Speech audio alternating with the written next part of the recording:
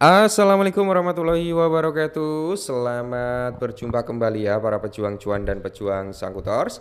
Bagaimana nih keadaan kalian semua? Nah, semoga kalian dalam keadaan sehat semua dan saya doakan ya buat kalian jadi orang sukses semua. Amin, mantap ya.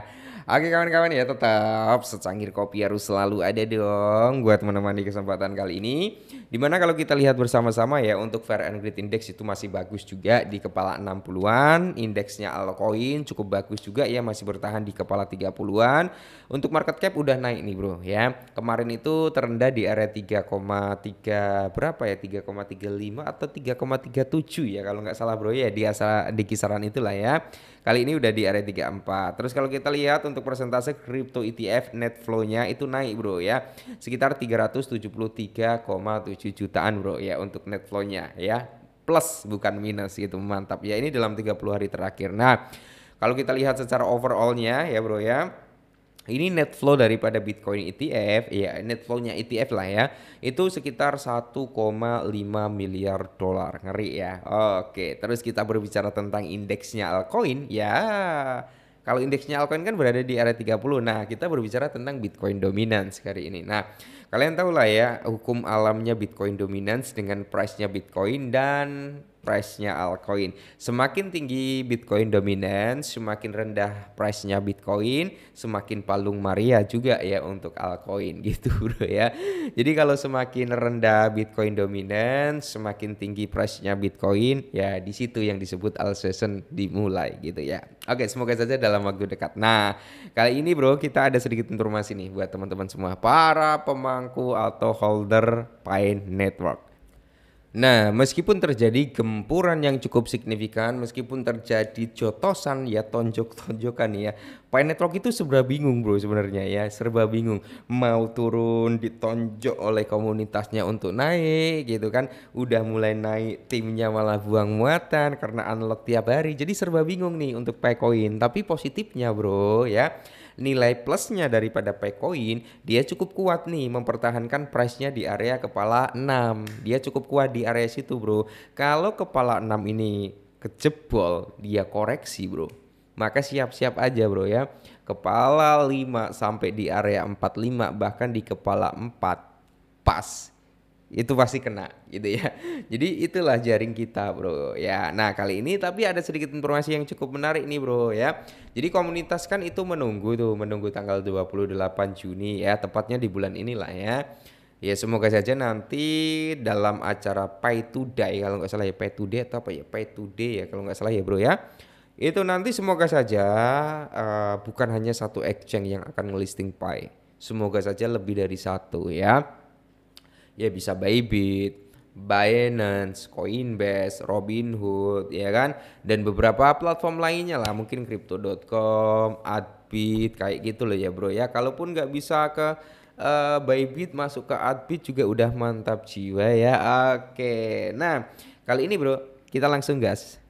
Nah, jadi di sini sebenarnya ada kabar yang cukup positif, Bro, tapi ada negatifnya juga gitu kan. Jadi ya biar sinkron lah. Jadi Pi Network dominasi media sosial kembali meningkat. Nah, dominasi media sosial itu meningkat nih tentang Pi Network ya, mulai hype lagi nih di dunia sosial media gitu, Bro ya. Akan tetapi ada kendala, sekitar 340 juta token bisa tekan harga. Nah, 340 juta token itu gimana maksudnya? Itu adalah unlock di bulan ini gitu bro ya. Itu yang bisa menekan harga. Sebenarnya kalau nggak ada unlock itu Pi Network itu bagus loh bro ya. Kalau nggak ada unlock saya kira harganya nggak mungkin dia di bawah 1 dolar. Yakin saya bro ya. Apalagi dengan circulating supply awal launching itu di area 5 miliar ya. 5 miliar kalau nggak salah kan. Nah saya kira dengan basis komunitas yang cukup gede dan kuat, harganya nggak mungkin di bawah 1 dolar. Tapi yang perlu kita ketahui adalah di mana ada mekanisme unlock ya, itu nilai negatif daripada Picoin. Kenapa saya bilang itu nilai negatif? Ya karena gini bro, tiap hari unlocknya. Mungkin kalau setahun 2 tahun sekali nggak masalah sih ya. Kalau tiap hari seperti ini agak berat untuk naik, agak berat, tapi potensi naik ada. Karena apa? Tim juga melakukan eksekusinya apa? Dia beberapa kali melakukan buyback ya dari platformnya OKX ya, dia melakukan buyback ya. Cuman komunitas sedang bertanya-tanya, token tersebut nanti akan digunakan sebagai apa? Apakah akan dijual lagi atau memang akan ada mekanisme burningnya? Semoga saja burning ya. Nah, jadi kalau kita lihat bro, untuk Pi Network sendiri, minat yang terus berkembang ya, ini muncul menjadi Pi to Die pada tanggal 28 Juni. Nah, inilah yang kita tunggu-tunggu sebenarnya ya. Yang akan menutup rangkaian acara seperti lelang domain, Pi dan Open Network, Pfresh ya, acara-acara ini bisa mendorong harga Pi semakin tinggi. Nah, per 11 Juni 2025, Pi diperdagangkan di sekitar 64. Cuman kan hari ini dia udah mulai koreksi lagi nih, udah di area 62 ya. Turun sekitar 2,35% sepanjang bulan ini. Pi berada pada level support penting. Nah, dilansir dari Coinedia gitu kan, Coinedia bro ya. Pada grafik token Pi terlihat pola triple bottom gitu bro ya. Triple bottom itu yang mengindikasikan wah kalau ada bottomnya kayak gini itu bagus gitu kan. Ini bagus, tapi kalau ada triple top, kalau ada topnya kayak gini itu jelek bro. Kalau top itu turun, kalau bottom dominasinya sih ke bullish gitu ya kan. Nah, yang dimana itu bisa membawa persentase harga daripada Pi Network itu grow up atau recover sampai di area 0,8. Nah, kalau nyentuh di harga tersebut jangan lupa untuk apa? Taking profit brother. Oke. Nice, kita lanjut lagi. Dimana tidak semuanya terlihat sempurna. Beberapa indikator masih menunjukkan angka negatif dan volume perdagangan terus menurun. Jika harga tidak menembus di area 0,8, tren penurunan bisa berlanjut dan bahkan si Picoin bisa di bawah kepala 6 gitu bro ya. Jadi di sini pembaruan besar lebih dari 340 juta token Pi itu akan dibuka dalam 30 hari terakhir. Ya dalam 30 hari ke depan lah ya. Di mana ini bisa menyebabkan lebih banyak orang berdagang dan menggunakan Pi, tetapi juga dapat memberikan tekanan pada harga. Gerakan besar lainnya terjadi baru-baru ini, 200 juta token Pi ditarik dari cadangan likuiditas dan dipindahkan ke dompet terbaru. Beberapa ahli berpikir adalah transaksi OTC, over the counter ya, pribadi di mana sejumlah besar token diperdagangkan di luar bursa. Hal ini memicu pembicaraan tentang kemungkinan investor besar yang terlibat di belakang tersebut, bro. Ya. Nah, jadi di sini saya jelaskan sedikit ya, bro. Ada beberapa dari rekan-rekan kita yang bertanya, "Bang, kenapa itu?" Ya kan? Kalau unlock kok bisa bikin harganya turun? Secara logika gini, bro, ya.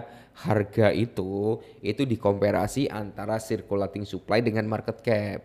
Gitu kan? Market cap berapa nih? Ya market cap berapa dibagi dengan circulating supply gitu kan? Nanti ketemu harganya, bro. Nah, semisal market capnya 4 miliar, circulating supply-nya itu kita anggap 5 miliar gitu kan. Jadi ketemu harga sekian ya kan. Nah, dengan market cap yang sama 4 miliar tapi circulating supply-nya makin bertambah ya, tadinya 5 miliar menjadi di area 5,5 miliar contohnya seperti itu, pasti harganya juga akan beda gitu bro ya. Nah, berdasarkan perbedaan besar ini memicu ya kebingungan dari perdebatan, namun data on-chain menunjukkan bahwa pengguna asli melakukan transaksi pada level GCV yang tinggi itu, yang berarti mode ini mungkin memang memiliki pengguna di dunia nyata. Oke lah ya, mungkin ini dulu sedikit informasi tentang Picoin. Ya semoga saja dalam waktu dekat Pi bisa kembali grow up ke kepala 0,8. Semoga saja, dan jangan lupa untuk TP nanti kalau nyentuh di harga sebut ya bro ya. Oke, mungkin ini dulu ya. Tetap semangat dan salam cuan.